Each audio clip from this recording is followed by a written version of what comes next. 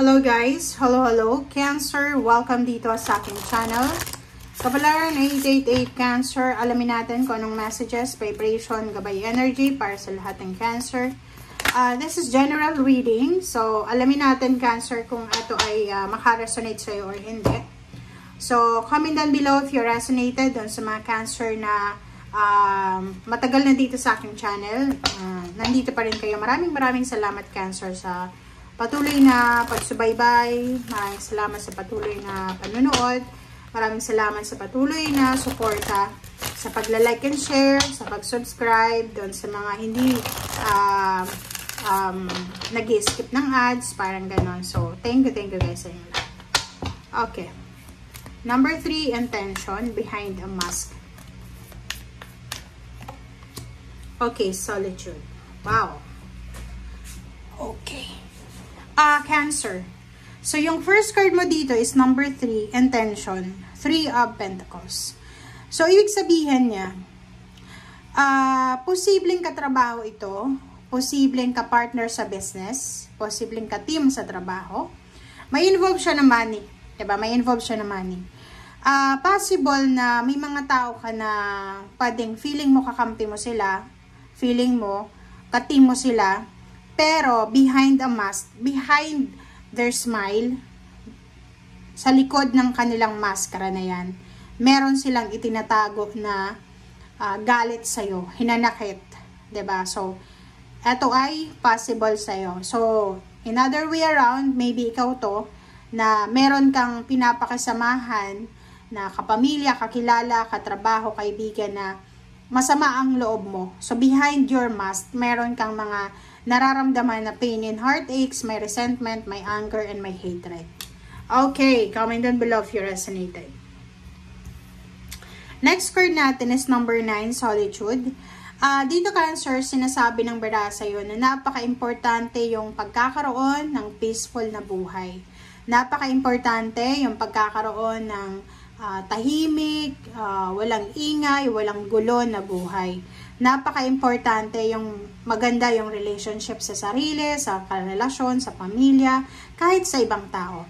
Eto Cancer, sinasabi ng barahan na if in case lang na may mga pagkakataon, di ba, may mga chance sa buhay natin na medyo natitempt tayo na mainis, magalit, magmura, or anything na negative. Sinasabi ng barahan na inhale, exhale, okay? And isipin mo na eto bang sasabihin ko, eto bang reply ko sa taong to, magmamatter ba to 5 years from now? Importante ba to? Makakatulong ba to sa pamilya namin? Makakatulong ba to para tumas ang sweldo ko? So, like for example, ganito yan. If you have an argument with your office mate, kahit sabihin natin, pareho lang yung posisyon yung dalawa. Like, hindi mo naman siya boss, pero pareho lang. Basta katrabaho or pwedeng kapamilya. And, may argumento kayo eh. Nag-argument kayo. Iba-iba yung point of view yung dalawa or dalawa-tatlo kayo or opinion nyo sa bawat isa. Isipin mo na kung itutuloy mo yung pakikipag-argumento, alam mo sa argumento, walang nananalo, walang natatalo dyan. Kasi lahat ng tao ma-pride. Like ikaw, hindi mo naman tatanggapin na talo ka. Yung ka-argumento mo, hindi mo naman tatanggapin na talo siya. So, much better sa'yo, okay? Na isipin mo na lang na pag ba nagka-initan kami na ito, ano bang makukuha ko? Ano bang makukuha niya? So, ikaw, sa sarili mo, ano bang makukuha mo? Kaaway, di ba? Mag-aaway kayong dalawa. Kahit sabihin natin na argumento lang yan, pwedeng yan ang maging mitya ng pag-aaway, ng misunderstanding. So, if ever may mga instances na ganyan, kasi ang Cancer, mahilig talaga sila sa argumento. Di sila patatalo eh. 'Di ba? But sinasabi ng birahan na kailangan mo Cancer na i-prioritize yung peace and harmony. Okay?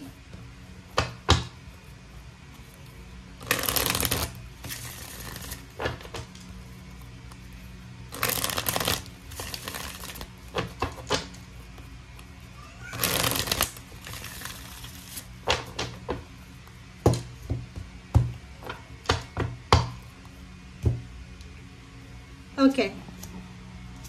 First two cards natin, Cancer.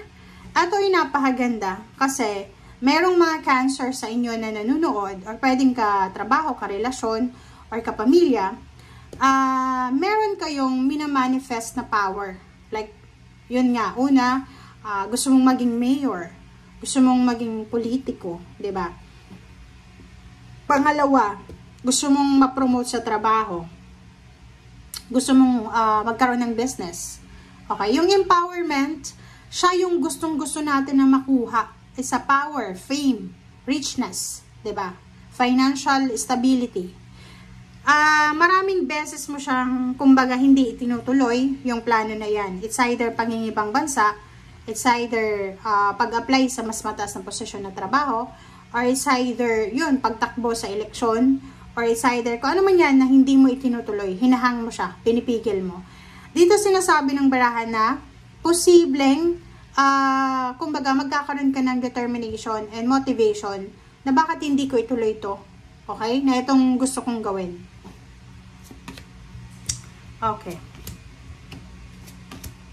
Okay. So, second 3 cards, sinasabi ng baraha sa'yo na Cancer, isang napakaganda, exciting na balita.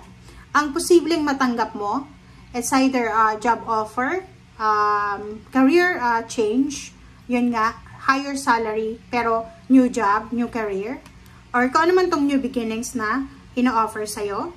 And dito sinasabi na kung ano man ang offer na to, ito ay magdadala sa'yo ng financial balance. 'Di ba? Yung parang sinasabi sa'yo, Cancer, na kung ano man siyang sisimulan mo, dahil dyan sa pagsisimula mo, dahil dyan sa initiative mo, 'di ba?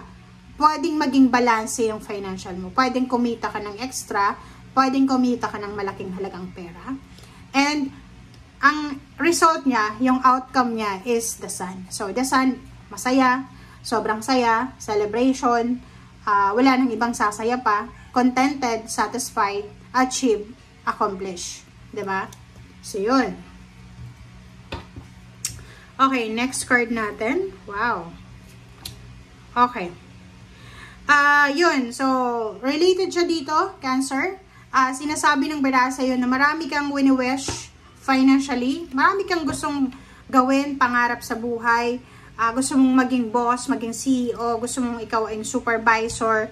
Gusto mong magkamal ng malaking halagang pera. Gusto mong tumas yung sweldo. Lahat ng gusto mo. Kaso lang, meron ditong pumipigil sa'yo. Merong nag-hold back sa'yo. It's either, ang nag-hold back sa'yo is pera din. Or pwedeng yung status mo sa buhay. Pwedeng nag-hold back sa'yo dyan is tao. It's either Capricorn, it's either same sign mo na Cancer, or kung ano man siya. Or maybe mga devil energy na yung selos, inggit, or pwedeng anything na nag-hold back sa mga plano mo. Oh, diba? Cancer, last 3 cards mo. Tingnan mo siya, Sinasabi ng baraha sa'yo na possible na may mag-offer sa'yo ng trabaho. Pwedeng may mag-offer sa'yo or may possibilities and opportunities na tayo dito na magkaroon ng lump sum of money or anything na financial. Ang problema dito, hindi ka makapag-isip eh. 'Di ba? Naguguluhan ka. So, paki-comment ka sa comment section, Cancer, if you are resonated sa 2 cards na to.